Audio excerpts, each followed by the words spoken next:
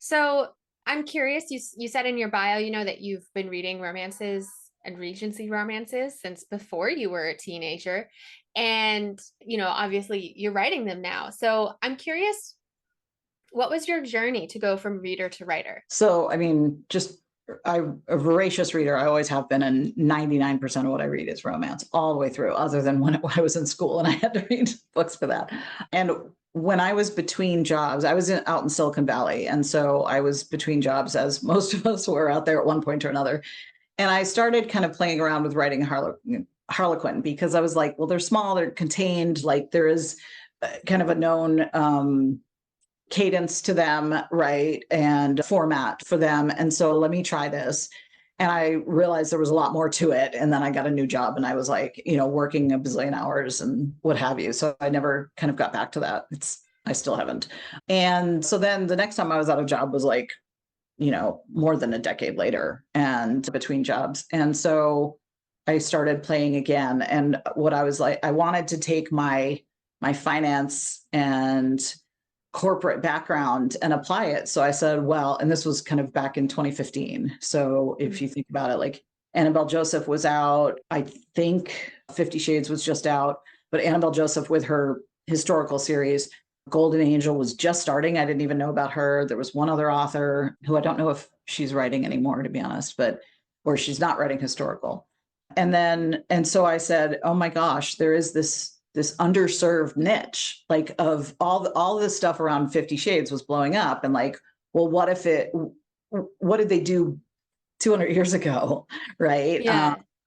And so I was like, well, let me try to write that, and so it evolved. Right. And it was only like a thing that I did during my free time. So it wasn't really, I didn't finish my first book until after I had stopped working in the corporate world. Okay. Yeah, that's really interesting. I like that you were thinking about it from both a creative and a marketing perspective. It's always good to do. I'm bad at that, but I admire it in you. Well, and it didn't end up helping me that much because, of course, by the time I get my book out, the world had exploded with the self-published books, and there's 4,000 books a day published on Amazon or something now. So it's that much harder not to get lost in the noise. But I ended up loving it, and so that's why I'm continuing with that. Yeah. And who are some of the authors who've influenced your writing the most, do you think? Definitely those two that I named, Annabelle Joseph's first series, and then the other series, the other author, I don't remember her name, but it was the Bound and Determined series, and then Golden Angels historicals were the leaders in this space. And in fact, when I was starting out, I reached out to Annabelle Joseph and I kind of fangirled all over her in an email, and she agreed to meet with me and just talk through her experience and kind of what she valued from her learning curve and what she would do differently and that kind of stuff. So she was very encouraging. And in fact, when people sign up for my newsletter, I mention her in the Properly Spanked series in my welcome newsletter to them. I was like, by the way, if you haven't done, this was who inspired me. Oh, that's amazing. Yeah.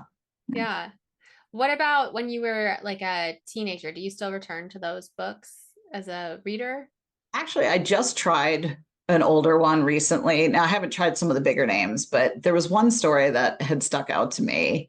And I think it's called Passion, but I don't remember the author. And I tried Is this to the one at the Crystal Palace? no, that's Okay. That's a different another one Passion. called Passion, though. You're right. Not that. This was much earlier. Okay. And I tried reading it again. And like now that we know the whole Georgette Heyer kind of situation with changing facts to test if authors were copying her and stuff like that. And the whole more and more research has been done. Like I can see where facts are misstated, like it's not historically accurate. And there's a ton of head hopping. And so I'm not sure I'm going to be able to get through it again. And I loved the book. I loved the storyline. It was about a female twin who stepped in for her brother when their parents passed or their dad passed. And so they were 18. And so the earldom, of course, was under the stewardship of their this guy that they had never met, right? And so, Yeah. and she steps in as quote the Earl in training, and he tries to teach her to be a man, and it's just Oh, hilarious. fun. Love Yeah. it. But I don't know that I'll be able to read that story again. But like, obviously the greats, the Johanna Lindsay's, the Jude Devereaux, Kathleen Woodiwiss was probably my first Wow. historical. Ashes in the Wind. I mean, just I'm a lot older than you, so I really go back to Right. the very beginning greats, where beyond the Harlequins and Silhouettes, really the the first full length romances were the Regencies for the most part, and then those authors started branching out too, and the Judith McNaught and that kind of stuff. So I love those in my memory. I haven't tried rereading a lot of them. Yeah. Well, I think stylistically a lot has changed as well, in Right. addition to a deeper understanding of history. Makes it Right. hard. We were talking offline about just how it's harder once you start writing romance to escape into romance as a reader. Right. Right. Yeah, I am actually pretty good. I have a friend who can't turn her internal editor off, but if a book catches my interest and they get me invested in the characters early on, then I can turn my editor off and just read for fun. So thank God so far. I do get burned out on Regency specifically because my head's so in it for my writing. So I find now that I'm reading more contemporary, and yet I still want to read my peers' books to be able to hype them up and tell my newsletter readers about them, or just in general help, promo them. So I do try to balance it. Yeah. Yeah. It's a difficult balance. In some of our prep emails, we mentioned this, and I've also seen it going around on Facebook. So I wanted to ask you, there's a difference between romance, erotic romance, and erotica. Mm-hmm. Why do you think it's important for us to keep a distinction between those? Why is it important? I mean, from a personal standpoint, I don't want people to look at me and say, you're just writing smut for the sake of smut. And I mean, of course, some people may still think that, but for me, the core of the story should always be romance in books that I choose to read and books that I choose to write. Mm-hmm. And the reason it's erotic is because the sex is so inextricably linked to the growth of their relationship.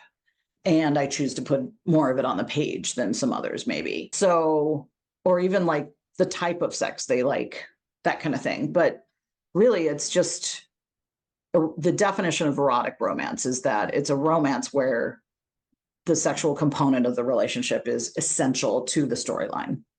Erotica definitely has a place in the world. Not saying I haven't ever read it, but it is spice for the sake of spice.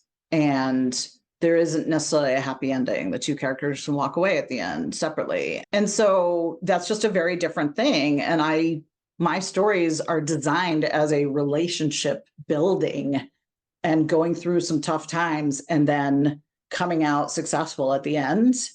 And it's the relationship that I try to focus on as a writer. And I want to be seen. That's what I want to be seen by the reader. Yeah. Yeah. I think that's a good explanation of it.